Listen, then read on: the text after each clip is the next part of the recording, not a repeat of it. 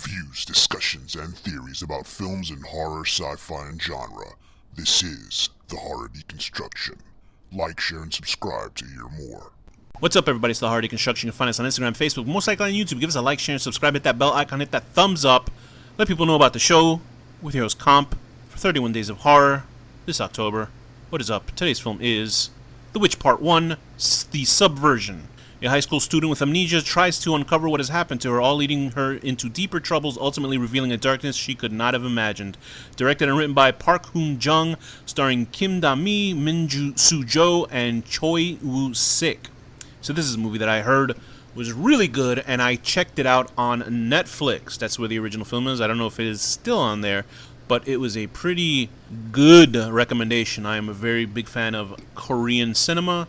The good Korean cinema. I have seen one or two really bad movies, but not many. But I for the most part, I try to pick the best material of Korean cinema. Lots of good horror with them, lots of good drama, certainly lots of good drama. I would put any of their films up with any great, quote-unquote, American standard films. Hell, the Korean even won an Oscar for one of their movies. And yeah, they won Oscars for playing the movies, but I'm talking about Parasite in particular. But this film itself is a science fiction slash actioner. And oh boy, is this a good one. This, to me, the time when I saw it, which was in 2018 originally, maybe not even 2018, maybe I saw it in 2019, but to me it was possibly the best X-Men film that wasn't an X-Men film when I watched it. I was just so jazzed at how well it was done, how well it was filmed. The acting's great. The lead character is this super badass kid. Not at the beginning, but this is one of those reverse Akira movies, you know, where the main kid realized Tetsuo and Akira is not really the main kid. It's sort of Tetsuo and Kaneda. And in Akira, Tetsuo gains these psychotronic powers. I don't know if psychotronic is the right word, but psychic powers. Uses telekinesis, stuff like that. And the same thing sort of happens in this one. So we're dealing with this young lass who showed up at her quote-unquote family's farm, bloodied up, in distress. There was a big escape from a scientific lab. She shows up, and these two people, these older folks, a husband and wife, take her in. They care for her. They raise her as their own daughter because I think their own child had passed away recently. So they decide, look, she has no papers. This seems like she doesn't seem to have anybody because who the hell knows where she came from, and if she's in this bad shape, then maybe it's best she left from wherever she came from, and she's now with us. So they take care of her. Eventually her mother ends up getting a little bit of dementia. It's sad, but Korean movies always have to throw something that's super sad in this movie, which is a fine case. So this main character, she's played by Kim Da-mi. She's playing Kuja Yoon, so I'm going to call her Kuja from now on. So Kuja is there with her little best friend. I think her best friend is Jeju in this movie. I'm not sure. But they have a really nice, cool friendship. It's cute kids. Kim Da-mi has a very, very specific look to her. Like she doesn't look like any other actress that I've seen, especially in Korean cinema. She has these big, wide, expressive eyes. And she's just very...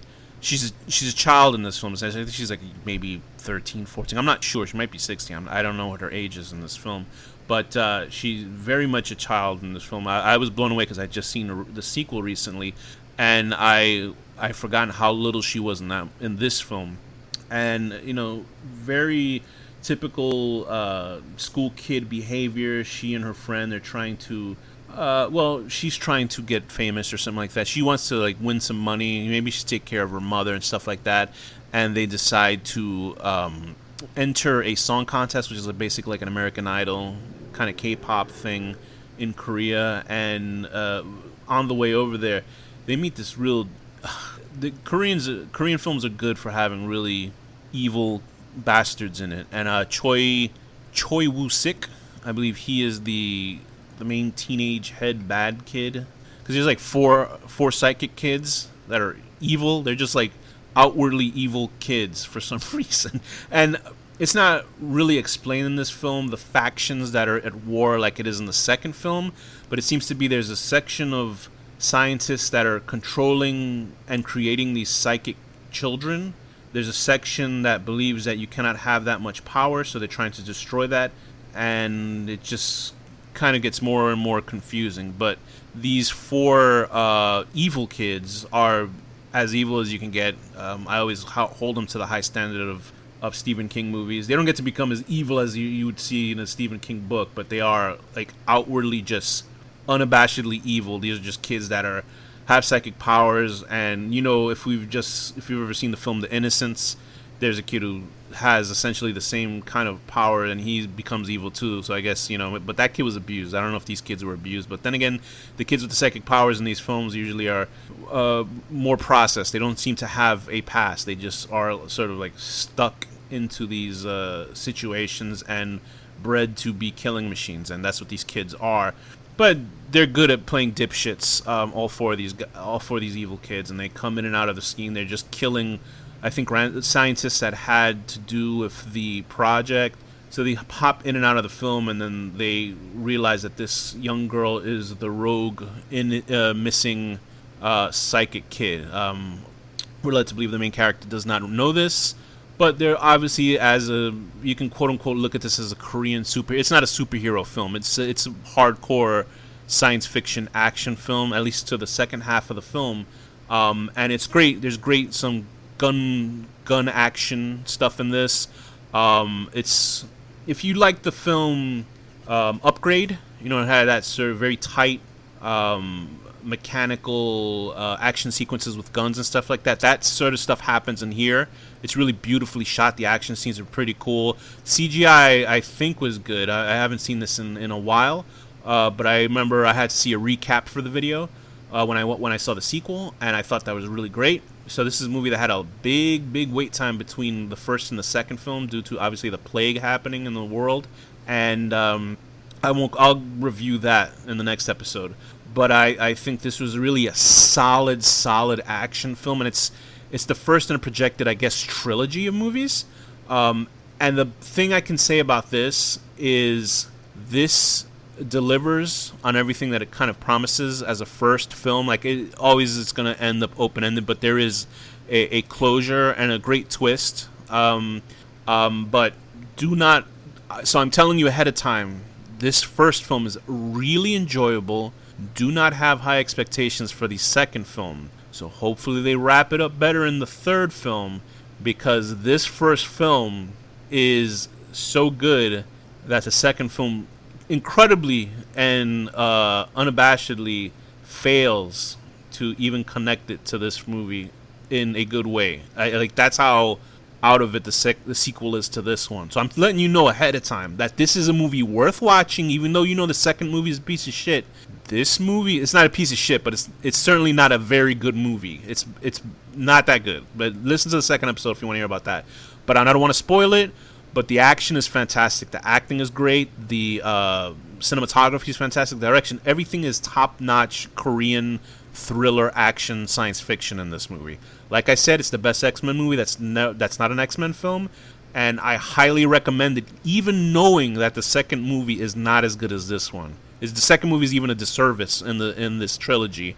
So I'm gonna leave it off with, yes, watch this film. I will give this an 8.5 out of 10. Trying to wow an audience by singing by floating your microphone in front of everybody. So yes, see this movie. It is supposedly part of a trilogy. This is worth watching even by itself. That's how good this movie is. And I can't tell you how incredibly in for the lead character that I was when they got to kind of let loose towards the end of the film, and how badass they become.